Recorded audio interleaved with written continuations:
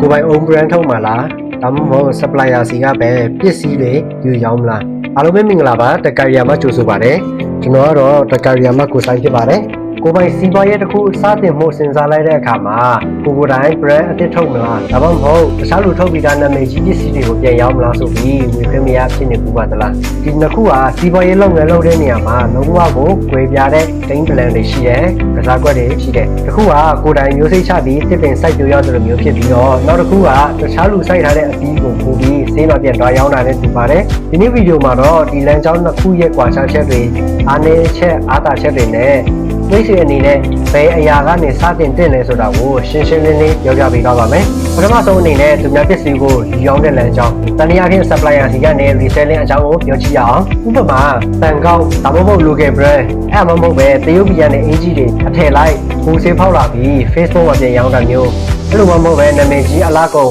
brand တစ်ခုရဲ့ကိုစား agent ယူပြီးပြန်ရောင်းတာမျိုးပါအဲ့ဒါချက်ကဘာလို့ရှိမလဲသူကအရင်နီးနေတယ်ပြီးရင်လုပ်ငန်းကမြန်ဆန်တယ်ပစ္စည်းထုတ်လုပ်တဲ့စက်ရုံတွေစံတက်မှုတွေလုံးเสียမလို့တဲ့အတွက်ငွေကြေးနည်းနည်းနဲ့ချိန်စတင်လို့ရပါတယ်။နောက်တစ်ချက်က risk နည်းတယ်။သူများဈေးဘက်ဖောက်ပြီးသားကြော်ညာပြီးသားပစ္စည်းဖြစ်တဲ့အတွက်ကိုယ့်ဘက်ကကြောင်းတက်ဖို့ပဲလိုပါတယ်။ဖောက်တယ်ရှာရတာကပုံလွယ်ပါတယ်။အားနည်းချက်တွေရောပါရှိမလဲ။ပထမဆုံးအားနည်းချက်ကအမြတ်နည်းတယ်။သူများသတ်မှတ်ထားတဲ့ဈေးနဲ့ပဲရောင်းရတဲ့အတွက်အမြတ်ကအကန့်အသတ်ရှိပါတယ်။ကြိုင်ဆိုင်မှုကပြင်းထန်တယ်။ကိုရောင်းတဲ့ပစ္စည်းတွေကိုပဲတခြားလူကရောင်းနေကြတာမလို့ဈေးချရောင်းတဲ့ပြဿနာတွေကိုအမြဲတမ်းလို့ရင်ဆိုင်ရတတ်ပါတယ်။ပြီးရင်အချုပ်ချအာဏာမရှိပါဘူး။ပစ္စည်းထုတ်တဲ့ကုမ္ပဏီတနည်းအားဖြင့် supplier ကပစ္စည်းဖြတ်လိုက်ရင်ဒါမှမဟုတ်ဈေးတက်လိုက်ရင်ကိုယ်လုပ်ငန်းကချက်ချင်းနောက်ပြီးဒါမျိုးဒါမှမဟုတ်ရက်တန့်သွားတဲ့အထိပါဖြစ်နိုင်ပါတယ်။ Okay နောက်လမ်းကြောင်းတစ်ခုဖြစ်တဲ့ကိုပိုင် brand ကိုဖန်တီးတာပါ။ဥပမာအနေနဲ့ brand engine design ဆွဲတဲ့ခြေသားတွေရေးတယ်ပြီးရင်စက်ရုံမှာအချုပ်ပြီးကိုပိုင် logo လေးတွေနဲ့ဈေးကွက်မှာတင်ရောင်းတာမျိုးပါ။သူရဲ့အားသာချက်ကဘာတွေရှိမလဲဆိုရင်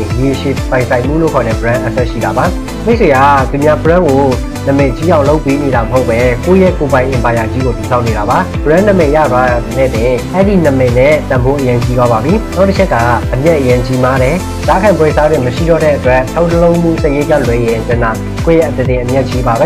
ဒီကောက်ကိုကိုယ်တိုင်ထိန်းချုပ်နိုင်တယ်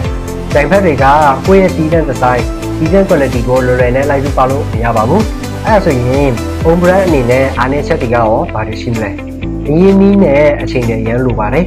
်ထုတ်လုပ်မှုပိုင်းတွင်ဘာစိထုတ်ပုံမှုပိုင်းအစားကိုယ်တိုင်စီစဉ်ရပါတယ်။ဒီနောက်တစ်ခုက risk အရင်များတယ်။အသေးဆက် brand ကိုလူတွေကချက်ချင်းမယုံကြည်ရသေးပါဘူး။ brand awareness ရအောင်ကြော်ညာခန့်တွေပြီးရင် advertising တွေအများကြီးသုံးရတတ်ပါတယ်။ပစ္စည်းမဆိုရင်အရှုံးမပေါ်နိုင်တဲ့အထိဖြစ်တတ်ပါတယ်။ဒါဆိုရင်ငါဘာကိုရွေးမလဲဆိုတဲ့မိခုအတွက်မိတ်ဆွေရဲ့လက်ရှိအခြေအနေကိုပြန်သုံးသပ်ရပါမယ်။အကယ်၍မိတ်ဆွေကစီးပွားရေးလောကထဲကအခုမှစောင့်ဝင်မဲ့လူအရင်ကြီးလည်းသိမများဘူးဈေးကွက်သဘောတရားတနည်းအားဖြင့် marketing and sales ကိုလည်းလက်တွေ့လေ့လာရှင်းသေးတယ်ဆိုရင်သူများပစ္စည်းယူရောင်းခြင်းကနေစတင်တာကအကောင်းဆုံးပါအဲကနေတစ်စဲပေပစ္စည်းကလူချိုက်များလဲဟောက်တယ်တွေကဘာကိုလိုချင်လဲဆိုတာအတွေ့အကြုံယူပါ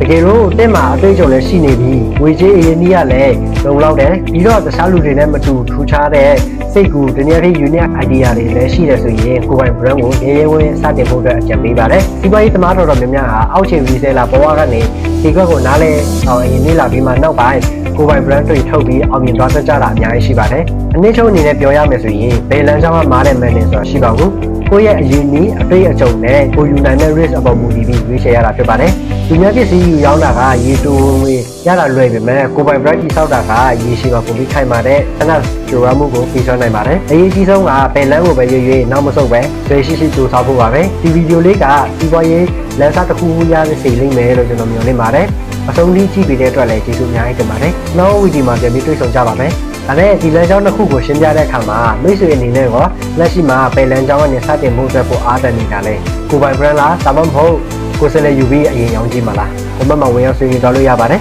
ကျွန်တော်တို့ channel လေးကို subscribe မလုပ်ရသေးရင်လည်း subscribe လုပ်ခဲ့ပြီးဖို့တောင်းဆိုပါတယ်ခင်ဗျာ